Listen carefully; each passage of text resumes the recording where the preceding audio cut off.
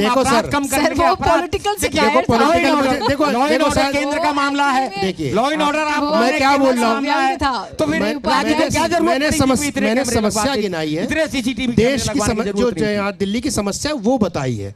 आप उसको पॉलिटिसाइज मत कीजिए, पॉलिटिकल पार्टी के एंगल से मत देखिए, आप जनता के एंगल देखिए। जनता को मतलब नहीं है कि ए कर रहा है या बी कर रहा है, उसको काम से मतलब है। तो काम चाहे कोई भी करके दे, बेसिक चीजें उसको मिलनी चाहिए, और बेसिक चीजें अगर हम प्रोवाइड नहीं कर सकते तो कहीं ना कहीं हमारे भी एमसीडी इसीलिए है। एमसीडी का काम क्या है?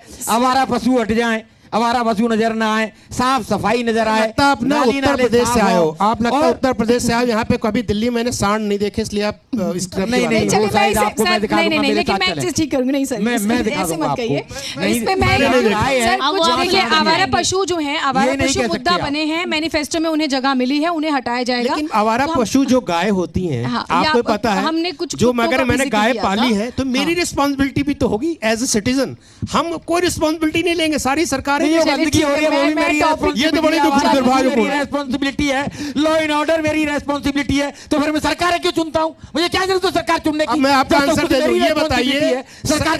अरे नेताजी, अच्छा एक एक करके आप ये बताइए कि बोलते हैं कि सारी चीजें सरकार के हाथ में, ये बताइए एक मानसिक जो आदमी दिमागी तौर पे कमजोर है, जो लड़कियों के साथ छेड़खानी करता है, वो कहाँ से आता है? वो समाज से, हमारी सोसाइटी से आता है। हम उसको घर में कहीं ना कहीं परवरिश में कमी है, तभी वो ऐसी हरकतें करता है। तो पहले समाज को भी सुधरना जरूरी है, समाज भी सुधरेगा तब भी देश सुधरेगा। आप कह रहे हो सारा काम देश करे, विषय हो जाता है, अलग विषय हो जाता है। फिर आप ये बताइए छेड़खानी कहाँ सीखते हैं? चलिए राजीव जी हम एमसीडी पर ही आते हैं। ठीक है, हम एमसीडी पर आते हैं। सर वोटिंग चल रही है, बार बार वोट अपील कर रहे हैं, और बढ़ चढ़कर वोट कीजिए भाई।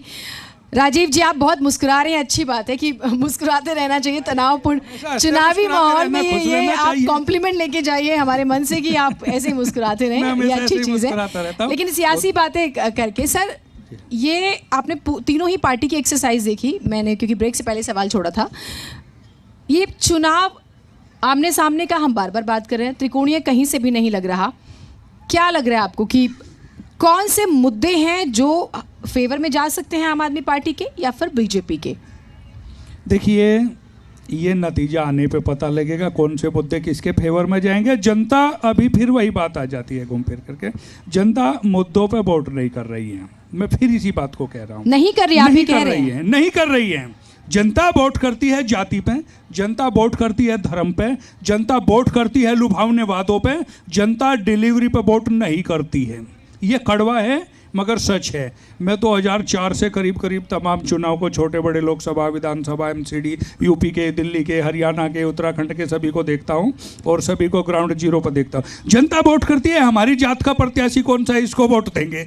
अरे भाई, आप रिश्तेदार चुन रहे हो, लड़की भी आ रहे हो, या वोट दे रहे हो, चुनाव नेता चुन रहे हो। जनता वोट करती है, ये हमारे गाँव का है। जनता वोट करती है, ये हमारे क्षेत्र का है। ये गढ़वाली है तो हम गढ़वाली को वोट देंगे। हमारा प्रत्याशी पंजाबी है तो हम पंजाबी। अरे आप भाई योग्य को वोट दीजिए ना, चाहे वो किसी भी पार्टी का है। आप शिक्षित, सक्षम, योग्य व्यक्ति को वोट दीजिए। उसका बेनिफिट ये मिलेगा कि आपके सदन में चाहे नेता किसी भी पार्टी के जाएं, मगर योग्य जाएंगे, और योग्य जाएंगे तो वो आपका काम कराएंगे। उनको योग्यता होगी, योग्यता की कीमत होती है। आप जाति, धर्म, क्षेत्रवाद पे वोट देंगे मैं आपका भी कमेंट चाहूंगी, और उपाध्याय जी आप विफल होते हैं। इन्होंने कहा है कि क्या जातिगत फैक्टर एक काम करता है क्या? कहीं ना कहीं थोड़ा बहुत जाति के हिसाब से टिकट देती हैं क्या? हमको वो शायद जनता को पढ़ लेती है। पार्टियां इसलिए टिकट देती है कि जनता वोट देती है उसी मुद्दों पे। अगर जनता वोट देना बंद कर देगी उन मुद्दों पे, और मेन मुद्दों पे कहीं ना कहीं पूरे देश में जातिगत समीकरण है, कर दिया उसके बाद इसको कोई नकार नहीं सकता कि जात के हिसाब से नहीं चलता है। लेकिन हाँ, 2014 के बाद से ट्रेंड थोड़ा कम हुआ है। फिर भी कहीं ना कहीं ये है कि हमारे जाति का, अमुक जाति का है, अमुक पार्टी का है, अमुक इलाके का है, तो थोड़ा बहुत फर्क तो पड़ता ही है, लेकिन अभी इतना ज्यादा नहीं है। सर इसमें एक पॉइंट ये आता है, सुनिए ना, आप हमसे सर आपने जनता को दोषी तो ठहरा दिया। राजीव जी आपने जनता को दोषी तो ठहरा दिया।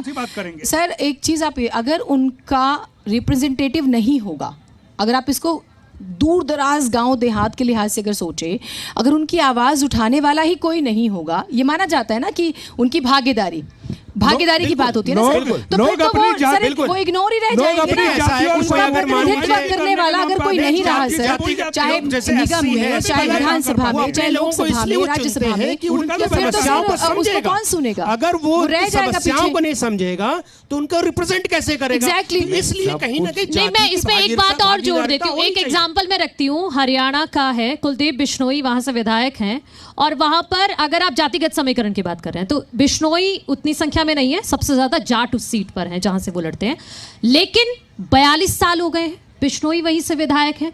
तो आप ये कैसे कह सकते हैं कि अपने फैमिली चली आई है, बिश्नोई नहीं है, देखिए वहां पे क्या है कि उन्होंने काम डिलीवरी उनकी है।